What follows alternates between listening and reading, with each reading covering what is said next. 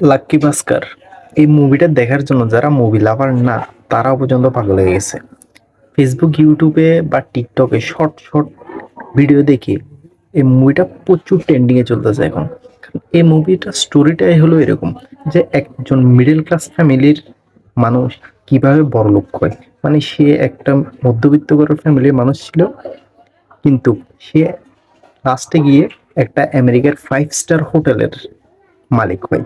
তো এই বড়লোক হওয়ার স্টোরিটা না মানুষকে খুব অ্যাট্রাকটিভ করছে। আর যিনি অভিনেতা আছে উনি তো ভাই অস্থির, কিন্তু ওনার এই মুভিটা বেশি ট্রেন্ডিং এ চলতেছে। কিন্তু এর আগে 1 বছর আগে তিনি আরেকটা মুভি করছিলেন কিং অফ কোঠা। এটাতে ওনার ভিলেন যে এক্সপ্রেশন বা অ্যাটিটিউড, ওই মুভিটা আপনাদের কাছে খুব ভালো লাগবে। তো লাক্কি দ্য ভাস্কর মুভি দেখার পর ওই মুভিটা অবশ্যই দেখে আসবেন।